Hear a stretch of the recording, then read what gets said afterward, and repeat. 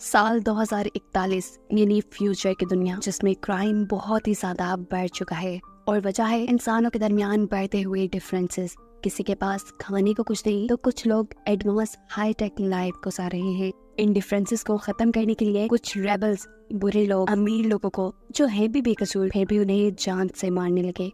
हद से ज्यादा बढ़ती हुई बेकसूर लोगों की मौत को देखते हुए यूएस की गवर्नमेंट ने अननेचुरल डेथ यानी किसी के हाथों मरने वाले लोगों के लिए रिस्टोर नामी टेक्नोलॉजी का यूज आम कर दिया, जिसकी मदद से मरे हुए बेकसूर लोगों को जिंदा किया जा सकता है। लेकिन यहाँ पर भी एक प्रॉब्लम है, क्योंकि मरकर जिंदा होने वाले लोगों की मेमोरीज को रिस्टोर करना मुश्किल है। तो इसीलिए आज सब लोग एक खास डिवाइस पहनते हैं जिसकी वजह से इंसान की सारी मेमोरी उस डिवाइस के अंदर सेव हो जाती है और इस डिवाइस को हर 48 घंटे के बाद एक्टिवेट करना जरूरी है। फिर सीन कट होता है और हम एमा नामी एक पुलिस ऑफिसर को देखते हैं। वो एक बिल्डिंग के बाहर खड़ी हुई बिल्डिंग को स्कैन कर रही थी क्योंकि उसे यकीन था कि अंदर कोई है। अंदर जो कोई भी था उसने एक रूम की वॉल्स को कवर किया हुआ था, जिसकी वजह से एमा के सारे स्कैनर्स ब्लॉक हो रहे थे। है ना, इन ब्लॉक हुए स्कैनर्स के बारे में पुलिस स्टेशन में बताते हैं तो उसे जवाब मिलता है कि इस बारे में पुलिस वालों को पहले कुछ नहीं पता था। इन्हीं बातों के दौरान अचानक एमा को गन चलने की आवाज सुनाई थी,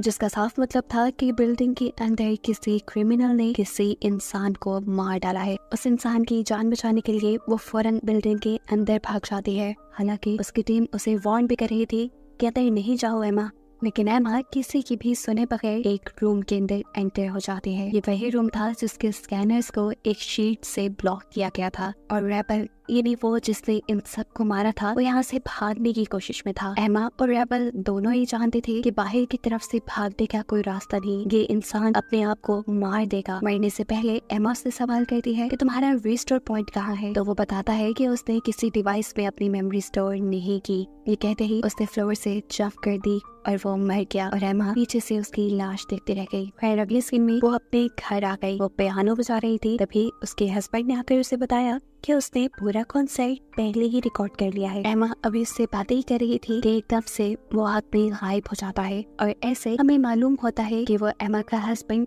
सिर्फ एक होलोग्राम था। असल में एमा के हस्बैंड की काफी टाइम पहले मौत हो चुकी थी और उसे अब जब भी अपने हस्बैंड की याद आती तो वो ये होलोग्राम चला लेती थी। अब उसे काम पे जाना था, इसलिए वो अपने कान में रिस्टोर डिवाइस लगाती है और निकल जाती है। इस डिवाइस पे उसकी मेमोरीज रिकॉर्ड हो रही थी। एमा जब काम पर जा रही थी तो रेडियो में चलने वाली न्यूज से उसे पता चला कि अब जितने भी लोगों का मर्डर हो रहा है उन सबके पीछे रिवर ऑफ लाइफ नामी एक गैंग का हाथ है जो आर्टिफिशियली इंसानों को जिंदा करने के खिलाफ है, यानी रिस्टोर पॉइंट के। वो अब अपने ऑफिस पहुंचते हैं जहाँ उसे अपने बॉस से बहुत डांट पड़ी क्योंकि उसने टीम के ऑर्डर्स फॉलो नहीं किए थे, जिसकी वजह से एक बड़ा क्रिमिनल उनके हाथ से निकल गया था। एमा जब आप कहती है अगर मैं आप लोगों की बात मान भी लेती तब भी कोई फायदा ना होता, क्योंकि उस आदमी ने मरने से पहले उन सब मरने वाले लोगों की रिस्टोरेशन डिवाइस के साथ साथ अपनी रिस्टोरेशन डिवाइस को भी पहले ही तबाह कर दिया था। ऐसे अगर वो पकड़ा भी जाता तो मरने वाले लोगों की मेमोरीज वापस ना लाई जाती। लेकिन इस टाइम उसके बॉस का ख्याल था कि एमा उनसे झूठ बोल रही है। उसने उस आदमी को जानबूझकर इसलिए छोड़ा ताकि पूरा का पूरा केस उसके हैंड ओवर कर दिया जाए और ऐसे वो रिवर ऑफ लाइफ को खुद ढूंढकर उन्हें मजा चखाए, क्योंकि इसके पीछे उसकी पर्सनल रीजन भी थी। वो अपने हस्बैंड की मौत का बदला भी रिवर ऑफ लाइफ गैंग से लेना चाहती थी जिन्होंने उसके हस्बैंड को मारा था। इसी वजह से वो एमा को इस केस से हटाकर एक नया केस दे देते हैं। ये भी एक कपल के मर्डर का केस था। एमा उस कपल को देखकर शॉक रह गई क्योंकि उसमें से जो आदमी था वो इनकी रिस्टोरेशन डिवाइस का इन्वेंटर था, यानी जिसने इंसानों की मेमोरी को स्टोर करने के लिए वो डिवाइस बनाई थी। उसे और उसकी वाइफ को कौन मार सकता था। वो यहाँ इन्वेस्टिगेशन शुरू करती है और इसी मर्डर केस की जगह पर उसे एक नेकलेस मिलता है जिसे वो उठा लेती है। इसके बाद जब उसने डेड बॉडीज की इंस्पेक्शन की तो उसे महसूस हुआ कि आदमी की बॉडी के कट्स बहुत अजीब थे। हो सकता था कि उसे उसकी वाइफ ने ही मारा हो, शायद वो उससे नफरत करती हो। इससे भी ज्यादा शॉकिंग बात ये थी कि जिसने खुद रिस्टोरेशन डिवाइस बनाई थी उसके रिस्टोरेशन डिवाइस में खुद ज्यादा डेटा नहीं था। बाकी की इंफॉर्मेशन लेने के लिए एमा चाहती है रिस्टोरेशन पॉइंट जहां इंसानों को जिंदा करके उनकी मेमोरीज को उन्हें वापस दिया जाता था। यहाँ का सीईओ एमा से कहता है कि हमारा डिपार्टमेंट आपकी इस केस में हर तरह से मदद करेगा। ये कहने के बाद वो एमा को अपनी असिस्टेंट के साथ भेज देता है जो एमा को इस पूरे इंस्टीट्यूट का विजिट करवाती है। एमा यहाँ ये भी देखती है कि कैसे उनकी टीम एक मरे हुए बच्चे को जिंदा करने में कामयाब हुई थी, जबकि यहाँ एक ऐसे पेरेंट भी थे जो बहुत ज्यादा रो रहे थे। असिस्टेंट इनके बारे में बताती है कि इनकी बेटी बार बार अपनी मेमोरी स्टोर नहीं करती थी, इसी वजह से उनकी बेटी को जिंदा करना इनके लिए मुश्किल रहा। खैर एमा अब असिस्टेंट से सवाल करती है, देखो ये सारा का सारा प्रोग्राम उन्होंने ही बनाया, फिर ऐसा कैसे हो सकता है कि उन्हीं का रिस्टोरेशन डाटा ही ना हो। जवाब में असिस्टेंट कहती है, था उनका भी डेटा था, लेकिन फिर हमारे इस सिस्टम को किसी ने हैक कर लिया और उनका डाटा डिलीट हो गया। सिर्फ उन्हीं का नहीं, उनके साथ बहुत से और लोगों का भी, यहाँ तक कि मेरा भी। इसीलिए मैं अब मरने से डरती हूँ। रही बात डेविड की वाइफ की, तो उसे इस टेक्नोलॉजी में कोई इंटरेस्ट नहीं था, इसीलिए पिछले कई माह से उसने अपना डाटा स्टोर किया ही नहीं था। ये सब बताने के बाद वो एमा से रिक्वेस्ट करती है कि ये हमारे इंस्टीट्यूट के सीक्रेट हैं, प्लीज आप इन्हें बाहर ना बताइएगा। जिसके बाद वो उसे डाटा रूम में छोड़कर खुद चली जाती है। डाटा को चेक करते हुए एमा को विक्टर नामी एक आदमी के बारे में पता चलता है, जिसका डेविड और उसकी फैमिली से कोई लिंक था। सिर्फ यही नहीं, उसका रिवर ऑफ लाइफ नामी गैंग के साथ भी लिंक था, लेकिन पुलिस ने फिर उसे छोड़ दिया था क्योंकि उनके पास कुछ खास सबूत नहीं थे। हो सकता था कि इस केस में वो इन्वॉल्व हो। एमा उसका सारा डाटा लेकर घर आ जाती है और थोड़ा और सर्च करने पे उसे पता चलता है कि मर्डर साइट से जो उसे नेकलेस मिला था वो भी इस विक्टर नामी आदमी का ही था। ये एक ठोस सबूत था। इस चीज की खबर वो अपने पुलिस स्टेशन देती है और खुद यहाँ से निकल जाती है विक्टर को पकड़ने के लिए। अभी वो पार्किंग लॉट में ही पहुंची थी तो ये देखकर वो हैरान हो गई, यहाँ पहले से ही कोई उसका इंतजार कर रहा था। ये और कोई नहीं था बल्कि था साइंटिस्ट डेविड, जिसका मर्डर केस वो सॉल्व कर रही थी। असल में डेविड को किसी ने रिस्टोर कर लिया था, ये नींद दोबारा से जिंदा कर लिया था। इस चीज की खबर एमा को नहीं हुई थी, इसीलिए एमा शॉक थी। वो उसे पुलिस स्टेशन ले जाने की बात करती है ताकि वो उसका बयान रिकॉर्ड कर सके। तो जवाब में डेविड कहता है, नहीं मैं पुलिस के चक्रों में नहीं पड़ना चाहता, मुझे बस तुम्हारी हेल्प चाहिए एमा, मुझे अपने घर से कुछ बहुत जरूरी चाहिए। एमा कहती है, तुम मेरे ही पास क्यों आए मदद के लिए? तब जवाब में डेविड कहता है, क्योंकि तुम एतबार के काबिल हो। तुम्हारा डिपार्टमेंट मेरे मर्डर का केस सॉल्व करना ही नहीं चाहता, क्योंकि इससे उनके प्राइवेटाइजेशन का प्लान रिस्क पे पड़ सकता है, जिस प्लान के तहत सभी अमीर लोग तो बहुत अच्छी जिंदगी गुजारा करते थे, लेकिन गरीब लोगों को ऐसी जिंदगी से बहुत दूर रखा जाता था। एमा इस प्लान का पार्ट नहीं थी। यही वजह थी कि एमा को डेविड के रिस्टोर होने वाली बात नहीं मालूम थी। हालांकि ये काम उसके अपने डिपार्टमेंट ने किया था। एमा अब उसकी मदद को तैयार हो जाती है। ये लोग जब रास्ते में थे तब डेविड एमा को बताता है कि मेरी तकरीबन मेमोरी मिट चुकी है, मेरे पास सिर्फ पिछले 6 माह का डाटा है और अगर उसे अपनी पुरानी से पुरानी मेमोरीज रिस्टोर करनी है तो इसमें उसकी जान को भी रिस्क हो जाएगा, यानी ऐसे में जल्दी मर जाने का खतरा है उसे। खैर अब एमा विक्टर के घर पहुंचते हैं, जिसके ऊपर उसका शक था कि विक्टर नामी आदमी ने ही डेविड और उसकी वाइफ का मर्डर किया है। घर के अंदर जाने से पहले वो डेविड को अपनी कार में ही लॉक कर देती है। इससे पहले कि अंदर जाकर एमा कुछ करती, कार में बैठे डेविड को एक मैसेज मिलता है जिसमें पुलिस ऑफिसर्स एमा को कह रहे थे, घर के अंदर मत जाना, वहाँ एक किलर है।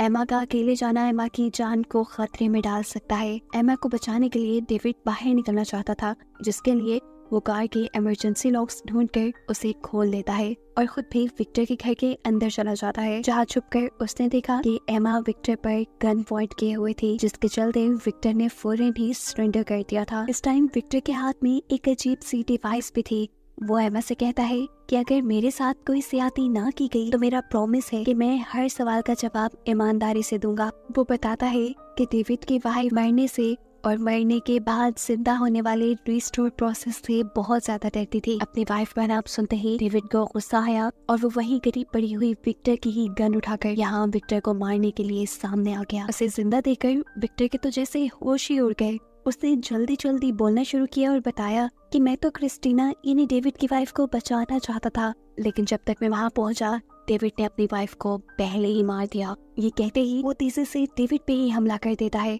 जिसे एमा रोकने की कोशिश करती है तो ये तीनों ही नीचे गिर जाते हैं और फिर मौका पाते ही विक्टर वहाँ से भाग जाता है। एमा ही उसका पीछा करते हुए जंगल में भागती है, पर वो एमा के हाथ से निकल जाता है। एमा उसे रोकने के लिए हवा में फायर भी करती है, पर कोई फायदा नहीं, वो दूर निकल चुका था। यहाँ इतने में ही एमा का पाँव स्लिप हुआ और वो एक दलदल में जा गिरी।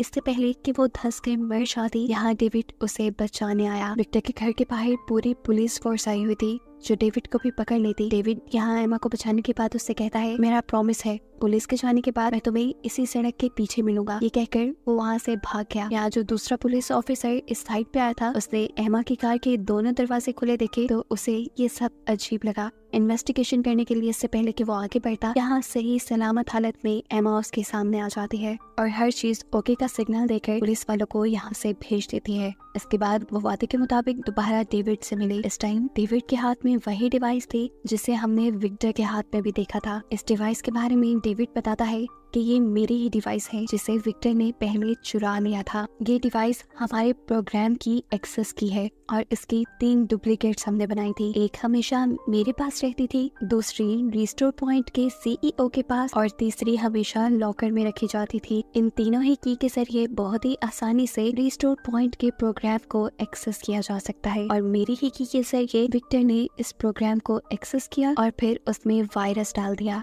जिसके चलते बहुत सारे लोगों के बैकअप फ्रीज हो गए। डेविड की ये सारी बात सुनने के बाद एमा से कहती है कि आपकी वाइफ विक्टर से बहुत लंबे अरसे से कांटेक्ट में थी। अगर विक्टर रेबल्स के साथ मिला हुआ था तो ये भी हो सकता है कि आपकी वाइफ भी रेबल के साथ मिली हुई हो, क्योंकि पिछले कई महीनों से उन्होंने अपना डाटा भी स्टोर नहीं किया था। डेविड कहता है हो भी सकता है, हमें इस सब के बारे में क्लूज लेने के लिए अपने घर जाना चाहिए। एमा डेविड को डेविड के घर तो ले जाती है, लेकिन यहाँ अगर बताते हैं कि मेरे कार के पीछे 15 मिनट में ही दूसरी पुलिस फोर्स भी आ जाएगी, हमें जो भी करना होगा सिर्फ इन्हीं 15 मिनट पे करना होगा। घर की तलाशी लेने पे एमा को एक पिक्चर मिलती है जिसे एमा अपने पास रख लेती है, जबकि डेविड अपने घर के सिस्टम से चेक करता है कि रिस्टोर पॉइंट का जो प्रोग्राम है वो बहुत ही ज्यादा डैमेज हो गया है। कई लोगों की मेमोरीज वहाँ से डिलीट होती जा रही है, जिसका मतलब है कि आने वाले वक्त में कई लोगों की जिंदगी बचाना उन लोगों के लिए मुश्किल हो जाएगा। यहीं रखे हुए एक बॉक्स में से डेविड को भी कुछ इंजेक्शन, कुछ वीडियोस और अपनी वाइफ की बैकअप डिवाइस मिलती है, जिसके अंदर से उसकी वाइफ ने अपना सारा बैकअप पहले से ही डिलीट कर दिया था। इसके बाद वो अपनी एक सेफ खोलना चाहता था, जिसके लिए वो एक पेंटिंग को टच करता है तो वो एकदम से कंप्यूटर स्क्रीन में बदल जाती है। लेकिन एक बुरी बात ये थी कि अब उसे अपनी लॉकर का पासवर्ड याद नहीं रहा था। इतने में ही बाहर से पुलिस वैन्स की आवाजें आती हैं, जिसे सुनते ही एमा और डेविड दोनों ही पीछे रास्ते से बाहर निकल जाते हैं। वो डेविड को अपने घर ले जाती है, जहाँ जाकर डेविड अपने आप को कुछ इंजेक्शंस लगाता है और एमा को बताता है कि मेरा मेमोरी वापस करने वाला जो प्रोग्राम है उससे जो साइड इफेक्ट्स होंगे, ये इंजेक्शन उन साइड इफेक्ट्स को रोकने के लिए है। यहीं पर एमा डेविड को उसकी वाइफ की एक पिक्चर देती है जिसमें वो विक्टर के साथ थी और एमा यहाँ उसे बताती है कि हो सकता है तुम्हारी वाइफ का इसके साथ अफेयर भी हो, जबकि वो तो खुद अपनी वाइफ की वीडियो देखकर दुखी था। वो उसे बहुत ज्यादा मिस कर रहा था। साफ मतलब था कि वो उसे बहुत प्यार करता था। खैर एमा अब अपने पुलिस स्टेशन जाती है और सबको प्रोग्राम में आए हुए वायरस के बारे में बताती है और यहाँ उसे शॉकिंग न्यूज ये पता चली कि उसके डिपार्टमेंट को इस वायरस के बारे में पहले से ही पता था। उनकी कंपनी का, उनके इंस्टीट्यूट का जो CEO था, उसी ने डेविड को जिंदा भी किया था, वो भी सीक्रेटली, क्योंकि डेविड उसका पुराना दोस्त था। लेकिन यहाँ एमा के दूसरे साथी को CEO पे यकीन नहीं होता। उसे लग रहा था कि CEO ने डेविड को इसलिए दोबारा जिंदा किया ताकि वो अपना प्रोग्राम दोबारा उससे ठीक करवा सके। एमा उनसे कहती है कि हमें लोगों को बता देना चाहिए कि उनकी मेमोरीज लॉस्ट हो गई है, जिसके जवाब में उसका साथी ऐसा करने से मना कर देता है, साथ ही साथ CEO भी। और ये सुनकर एमा उन दोनों पे ही गुस्सा होती है, ये कहते हुए आप लोग अपना प्राइवेटाइजेशन का प्लान सक्सेसफुल करने के लिए बहुत से लोगों की जान खतरे में डाल रहे हैं। ये कहते ही वो उठकर वापस अपने घर आ गई, जहाँ आते ही उसने देखा कि डेविड बेहोश था। उसने यहाँ डेविड के इमरजेंसी इंजेक्शन उसे लगाए। इतने में ही उसके घर आ गया उसका साथी इंस्पेक्टर। वो यहाँ से डेविड को ही लेने आया था और ऐसे हमें मालूम हुआ कि वो CEO के साथ मिला हुआ है। उसे देखते ही एमा डेविड को छुपने के लिए कह देती है और इंस्पेक्टर जब आकर उससे डेविड के बारे में पूछता है तो एमा कहती है मैं तो नहीं जानती वो कहाँ है। फिर वो इंस्पेक्टर डेविड की वाइफ के बारे में बुरी बुरी बातें करना शुरू कर देता है। ये सुनते ही गुस्से में आग बकोला हुआ डेविड कपड़ से बाहर निकलकर उसके ऊपर हमला कर देता है, लेकिन पुलिस ऑफिसर उससे ज्यादा ताकतवर था। पुलिस ऑफिसर ने किसी तरह उसे अपने नीचे कर लिया और वो अब डेविड को मारने ही वाला था, लेकिन पीछे से एमा ने उसे बचाने की कोशिश की। ऐसे में उस आदमी ने डेविड को छोड़कर एमा को पकड़ लिया और अब वो एमा को मारने ही वाला था, लेकिन पीछे से डेविड ने उसके सर पे कुछ मारते हुए उसे जख्मी कर दिया, जिसके बाद एमा ने उसे शूट करते हुए मार डाला। एमा ने एक मर्डर कर दिया था और अब उसे यहाँ से भागना था। वो अपनी पार्किंग में जाती है और अपनी पुलिस कार को ऑटो ड्राइव पे लगा भगा देती है क्योंकि उस कार के जरिए एमा की लोकेशन ट्रैक होती थी। खुद एमा दूसरी एक ऐसी कार में बैठी जिसमें किसी तरह का एआई सिस्टम नहीं था, जिस कार को ट्रैक नहीं किया जा सकता था, और वो डेविड को लेकर कहीं दूर निकल गई। उनका मिशन था कि वो किसी तरह जाकर विक्टर को पकड़ लें, क्योंकि विक्टर सभी लोगों के रिस्टोर पॉइंट को हैक करके डिलीट कर रहा था। ऐसे ही सब लोगों की जानों को खतरा था। विक्टर का पता चलाने के लिए ये एक ऐसी जगह पर जाते हैं जहाँ पर हर किसी की इंफॉर्मेशन इलीगली दी जाती थी। यही से एना विक्टर की पिक्चर देखकर उसकी लोकेशन का पता चलाती है और इन्हीं लोगों से एक ऐसा फोन लेती है जिसे ट्रैक ना किया जाता हो। ये लोग जब लोकेशन पे पहुंचे तो वहाँ उन्हें विक्टर की एक रिलेटिव मिली, जिन्होंने बताया कि विक्टर इस जगह को 2 साल पहले ही छोड़कर जा चुका है। उसने इन दोनों को न्यूज़पेपर भी दिखाया जिसमें इन दोनों की ही मिसिंग रिपोर्ट थी और इन दोनों को ही पकड़ने पे इनाम भी रखा था। ये देखकर ये दोनों ही परेशान हो जाते हैं।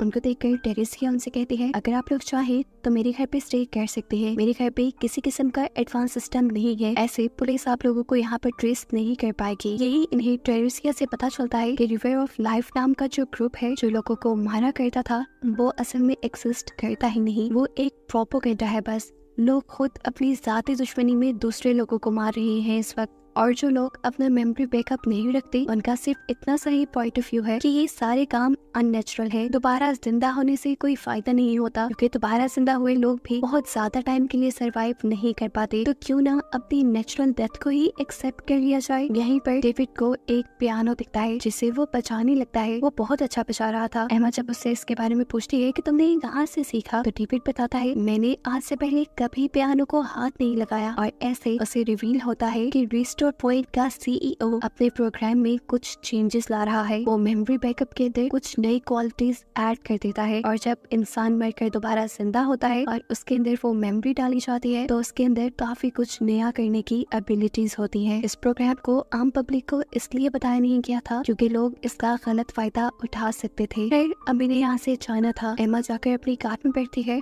और अपना मेमोरी बैकअप ऑन करने लगती है ताकि उसकी मेमोरी स्टोर हो सके, लेकिन डेविड उसे ऐसा करने से मना कर देता है और कहता है कि अगर तुमने ये डिवाइस ऑन की तो पुलिस हमें ट्रैक कर लेगी। खैर अब इन्हें विक्टर को ढूंढने के लिए आगे बढ़ना था, लेकिन आगे जाने से पहले ही एमा को एक ख्याल आता है। उसे याद आता है कि जो उसने विक्टर की पिक्चर स्कैन करवाई थी वो डेविड की वाइफ के साथ थी, और वो पिक्चर कुछ दिन पहले की थी। साफ मतलब था कि टेरेसिया ने झूठ बोला था कि विक्टर ने 2 साल पहले ये जगह छोड़ दी। विक्टर अभी भी यही हो सकता था। बिना वक्त जाया किए वो यहाँ से निकल कर टेरेसिया के पास जाते हैं और उस पर गन पॉइंट कर लेते हैं उसे सच्चाई जानने के लिए। टेरेसिया यहाँ कुछ नहीं बोलती और बस अपना टीवी ऑन कर देती है, जहाँ न्यूज में बताया जा रहा था कि सीईओ की असिस्टेंट परमानेंटली मारी गई क्योंकि उसका डाटा नहीं था। ये सुनकर एमा शॉक हो गई क्योंकि पब्लिक में ये न्यूज अब लीक होने लगी थी। वह यहाँ टेरेसिया के ऊपर से गन हटाती है और उसके पीछे बने हुए एक दरवाजे के अंदर चली जाती है, जबकि पीछे हमें दिखाया जाता है कि डेविड को अब बहुत ही जोर से खांसी हो रही थी और ये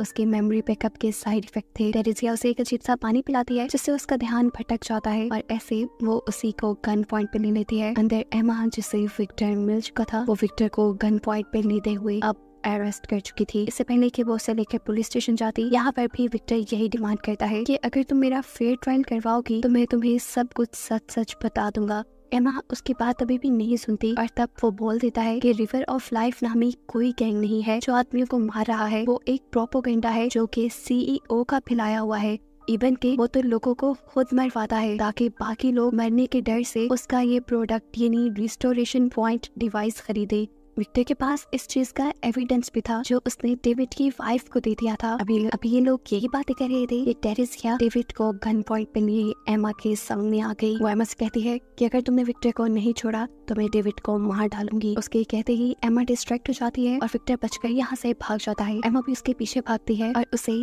टीजर गन से शूट करके बेहोश कर देती है। बेहोश होकर वो एक सड़क पे गिरा था जिससे एक कार की टक्कर हो गई। इस एक्सीडेंट की वजह से कार का ड्राइवर बेहोश हो गया, लेकिन कार की एआई ने इमरजेंसी कॉल कर दी और इसका मतलब था कि अब एमा, डेविड, विक्टर सबको ही पुलिस ट्रैक कर लेगी। इसी चीज के चलते एमा भी विक्टर की बैकअप डिवाइस को ऑन कर लेती है ताकि एटलीस्ट उन्हें ये डाटा मिल पाए जितना कुछ भी उसने थोड़ी देर पहले बोला था वो सभी कुछ ये डिवाइस रिकॉर्ड कर ले। तेजी से डेविड अब यहाँ पे आता है और विक्टर के मुंह के पास वो डिवाइस रख के इन दोनों के ऊपर एक अजीब सा फैब्रिक लपेट देता है। ये एक ब्लॉकर था जिसकी वजह से इनके सिग्नल ट्रेस ना हो पाते। वो लोग जैसे ही कपड़ा उठाते हैं तो इन्हें पता चलता है कि विक्टर मर चुका था। लेकिन एक अच्छी बात ये थी कि विक्टर का सारा डेटा बैकअप इन लोगों ने पहले ही कर लिया था। ये दोनों विक्टर की बॉडी को अपनी कार में डालते हैं और यहाँ से निकल जाते हैं। रास्ते में इन्होंने देखा कि इनके पीछे पुलिस भी थी। यहाँ डेविड एमा को मशवरा देता है कि हमें विक्टर को रिस्टोर कर लेना चाहिए, दोबारा जिंदा कर लेना चाहिए ताकि सबको सीईओ की गलत हकीकत पता चल जाए। लेकिन ये काम तो सारा इंस्टीट्यूट में होता था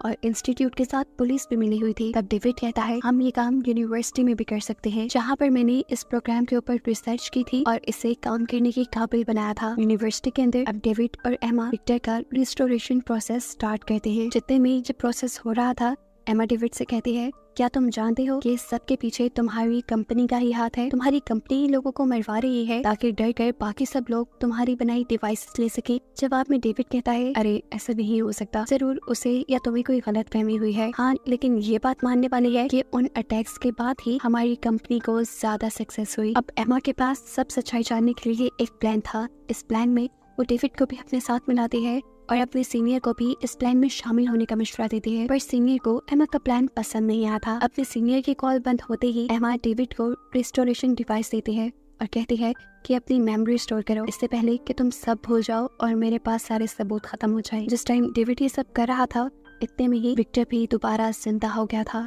उसके जिंदा होते ही रिस्टोर इंस्टीट्यूट में ये इन्फॉर्मेशन पहुंच जाती है कि यूनिवर्सिटी में कुछ अनयूजुअल एक्टिविटी हो रही है। इसी बात की खबर वो सीईओ को भी कर देते हैं, लेकिन सीईओ ये कहते हुए इग्नोर कर देता है क्या हो सकता है यूनिवर्सिटी में कुछ स्टूडेंट्स हो और अपना एक्सपेरिमेंट कर रहे हो। विक्टर के जिंदा होने के बाद एमा विक्टर से दोबारा सारी इन्फॉर्मेशन लेना शुरू करती है और विक्टर बताता है कि सीईओ मुझे इसलिए मारना नहीं चाहता था कि मैंने सिस्टम हैक किया था। वो मुझे इसलिए मारना चाहता था क्योंकि मैंने सिस्टम से कुछ चुरा लिया था। मैंने वो पैसे चुराए थे जिसे वो टेररिस्ट को भेजता था लोगों को मारने के लिए। सबूत के तौर पर उसके पास बहुत सी फाइल्स भी थी और इसी सबूत की वजह से तो असल में सीईओ विक्टर को मरवाना चाहता था। एमा जब उन फाइल्स के बारे में पूछती है तो वो बताता है कि ये फाइल वो ऑलरेडी डेविड की वाइफ को दे चुका है और वही फाइल्स अब डेविड के लॉकर में है। इसका साफ मतलब था कि डेविड ने ही अपनी वाइफ को मारा था। विक्टर सच बोल रहा था। डेविड ने ही उसकी रिस्टोरेशन डिवाइस को डिलीट किया था ताकि उसका ये सारा डाटा रेज हो जाए और किसी को भी हकीकत ना मालूम पड़े। यहाँ तक कि अपनी वाइफ को मार के उसने खुद को भी मार लिया क्योंकि वो जानता था कि कंपनी का सीईओ यानी उसका पार्टनर उसे दोबारा जिंदा कर देगा, जबकि उसकी वाइफ का क्योंकि डेटा नहीं है इसीलिए वो जिंदा नहीं हो पाएगी और ऐसे इनका सीक्रेट ही रहेगा। रिस्टोरेशन मेमोरी के प्रोसेस से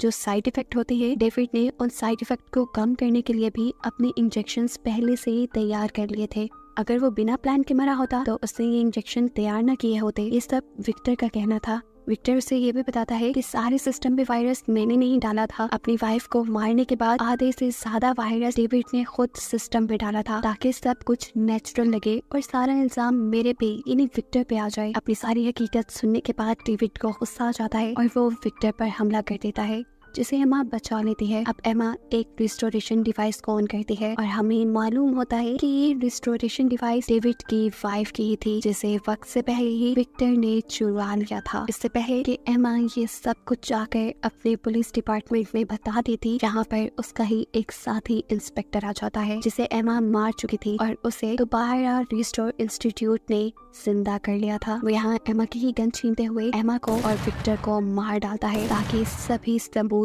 मिट जाए, क्योंकि वो खुद भी डेविड और सीईओ के लिए काम करता था। अब उसके मरने के बाद सीईओ डेविड के घर जाता है। सीईओ यहाँ से वो सभी सबूत, वो सभी फाइल्स चुराने आया था। सबके सब विक्टर ने चुरा कर डेविड की वाइफ को दी थी और फिर डेविड ने अपनी वाइफ से चुरा कर अपने लॉकर में रख लिए थे। इससे पहले कि वो ये डेटा उठा लेता, पीछे से सीनियर ऑफिसर आकर उसे अरेस्ट कर लेते हैं। असल में हमें यहाँ मालूम हुआ कि एमा ने डेविड के मना करने के बावजूद भी अपनी रिस्टोरेशन डिवाइस ऑन करके रखी हुई थी, जिसकी वजह से जो कुछ भी हो रहा था वो सब का सब स्टोर हो चुका था। एमा के मरने के बाद जब ये लोग क्राइम सीन पर पहुंचे तो उन्होंने एमा की रिस्टोरेशन डिवाइस के जरिए उसे जिंदा कर लिया और उसी डिवाइस की मदद से उन्हें सीईओ और डेविड के खिलाफ सारे सबूत मिले। सीईओ को तो जेल हो गई थी, लेकिन डेविड को जेल इसलिए नहीं हुई थी क्योंकि उसका सारा डाटा पहले से ही रेस हो चुका था और जो डाटा उसके पास था उसकी मदद से इन लोगों को कोई सबूत नहीं मिले थे कि डेविड ने खुद अपनी वाइफ को मारा है। खैर हमें दिखाया जाता है कि अब डेविड ने अपनी वाइफ का फ्यूनरल रखा था,